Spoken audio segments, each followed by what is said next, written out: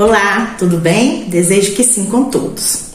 Esse é o quadro Humberto de Campos, Casos que Iluminam, do Projeto Espírita Religare.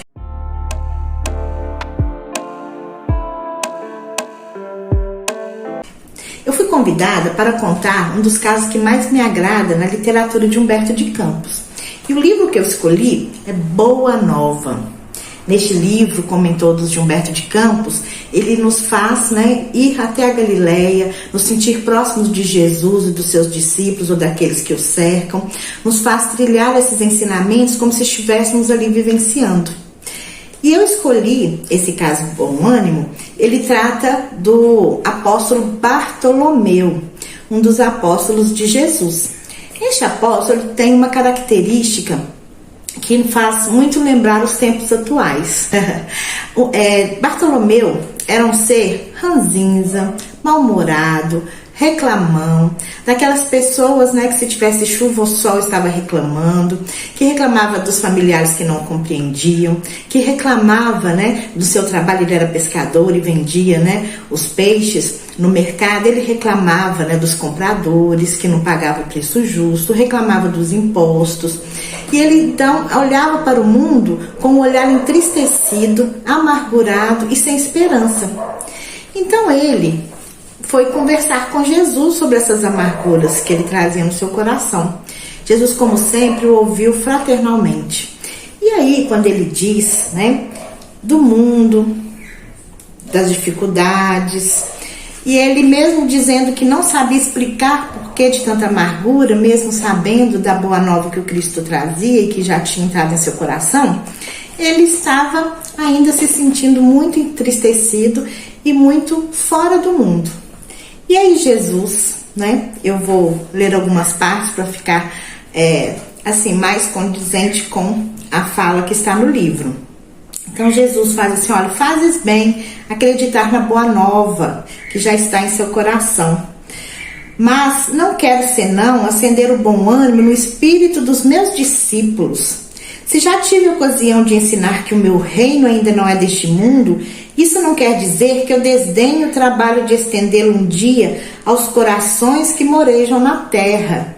Achas então que eu teria vindo a este mundo sem essa certeza confortadora, Bartolomeu? Ou seja, por que traz a desesperança em seu coração se eu te falei da boa nova, que boa nova é alegria, que veio trazer novos momentos, novos caminhos para este mundo? Mas Bartolomeu, mesmo com essa fala do Cristo, continuou dizendo das suas tristezas. E aí Jesus cala fundo no coração, porque ele via que Bartolomeu queria ver o reino de Deus no mundo, a boa nova fora, no mundo todo ao seu redor, para aí ele se sentir feliz e agraciado. Mas Jesus diz a ele que a boa nova primeiro deve se instalar nos corações, antes das coletividades. Então ele diz assim: o evangelho terá de florescer primeiramente na alma das criaturas antes de frutificar para o espírito dos povos. E aí ele fala que o trabalho, Bartolomeu, é a marcha, e a luta comum é a caminhada de cada dia, ou seja, passo a passo, Bartolomeu. Olhe para o mundo com esperança de transformação e não com paralisia da alma, entorpecida ali pela amargura. E aí Bartolomeu começa a colocar para Jesus as suas inquietações, os seus pontos instigantes. Então primeiro ele fala da família que não compreendia, e Jesus vai e fala da família universal. Depois Bartolomeu, não satisfeito, traz também uma outra situação, sobre quando ele diz assim: mestre, vosso crescimento dissipa meus pesares, mas o evangelho exige de nós fortaleza permanente. Ou seja, a todo momento você está dizendo para eu ser forte, para eu ser firme, para eu ter bom ânimo, para eu ter esperança, mas eu tenho que ficar nesse processo de alegria e júbilo permanentemente? E Jesus fala uma frase que cala fundo novamente em nossos corações. Ele fala: o evangelho não exige, Bartolomeu, o evangelho transforma. Ou seja, a alegria e o olhar esperançoso para o mundo a ser transformado em reino de Deus, a partir dos corações de cada um, ele vem da transformação e não da exigência. não de leis impostas, né? As leis divinas não são de imposição. Por vezes queremos exigir uma transformação, né? Mas o que nós precisamos de nós e dos outros, e cada um tem o seu momento, é a transformação e a libertação das mazelas humanas, não é mesmo? E aí ele vai e fala mais um ponto, né, que o incomoda. Mas e quando os negócios do mundo, Senhor, são adversos? Ou seja, quando, né, a riqueza não me chega, quando o trabalho não tem um retorno benéfico, né, próspero. Aí Jesus falou assim, mas Bartolomeu, qual o melhor negócio do mundo? Será a aventura que se efetua a peso de ouro, muitas vezes amordaçando-se o coração e a consciência? Ou a boa vontade no coração dos homens, né? Não será a diversidade nos negócios do mundo um convite amigo para a criatura semear com mais amor um apelo indireto que o arranque as ilusões da terra para as verdades do reino de Deus? Ou seja, né, todas as riquezas, todo o conforto do mundo é uma ferramenta e não um fim em si. E aí Bartolomeu fala de mais uma tristeza do seu coração. Dessa vez ele lembra da sua orfandade, da sua mãezinha que já havia desencarnado. E Jesus então diz a ele, mas quem estará perdido se Deus é o Pai de todos nós? Se os que estão sepultados ao lodo dos crimes hão de vislumbrar um dia a alvorada da redenção, por que lamentamos e desesperamos quando um amigo ou um ente querido vai ao chamado do Pai? E aí ele coloca mais uma percepção para Bartolomeu se atentar. Ele diz assim, a morte do corpo abre as portas de um mundo novo para a alma. Ou seja, a vida futura, Bartolomeu. Não chore por aqueles a quem o Pai chamou.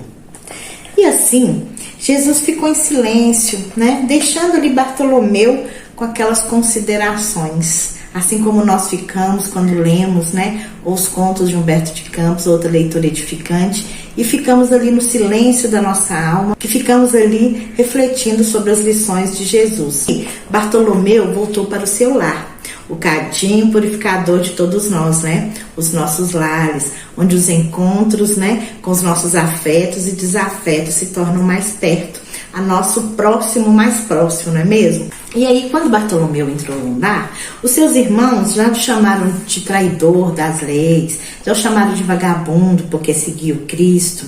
E em vez de reagir asperamente, né, com alguma fala imprudente ou ranzinza, dessa vez ele sorriu com bondade, com verdade. A partir daquela noite, Bartolomeu não mais exigiu dos seus parentes a compreensão, mas ele sim compreendeu que ele estava no despertar da sua alma e que eles ainda não compreendiam Jesus. E no outro dia ele acordou e foi para o mercado vender os seus peixes, né? Após a pesca. E os compradores, como sempre ele era conhecido ali no mercado como mal-humorado, ranzinza e reclamão, estavam espetando ele também para tirar dele as falas de sempre e até conseguir ali um bom ganho. Mas Bartolomeu estava alegre, tranquilo, sereno, feliz ao vender os seus peixes com um valor digno e achou razoável desta vez. Bartolomeu, então, ele mudou os seus desalentos em cântico de alegria para a vida. Como Jesus falara com ele naquela conversa que citamos, que ele deveria travar dentro de si agora não a batalha com o mundo, mas a batalha consigo mesmo. Que Bartolomeu deveria aprender uma nova conta, a de coletar bênçãos, a de somar bênçãos. Quantas vezes nós somamos mais, né, as tristezas e os desgostos do que as bênçãos? Então era uma nova conta que Bartolomeu havia aprendido, somar dádivas, enxergar, né, no sopro da manhã, no entardecer, as alegrias e as bênçãos do dia. E aquelas pedras do caminho, agora ele enxergava como lições e não mais como maldição. E agora Bartolomeu também olhava o mundo como aquele lugar em que um dia reinaria o reino dos céus, porque o reino dos céus irá brotar nos corações de todos. Corrida uma semana desse esforço de transformação, desse esforço em olhar o mundo com olhar de esperança, a perceber que o mundo, né, irá transformar a partir do próprio coração, Bartolomeu foi de encontro a Jesus. e este contou uma parábola em sua homenagem. O reino dos céus é semelhante a um tesouro que, oculto num campo, foi achado e escondido por um homem que, movido de gozo, vendeu tudo o que possuía e comprou aquele campo.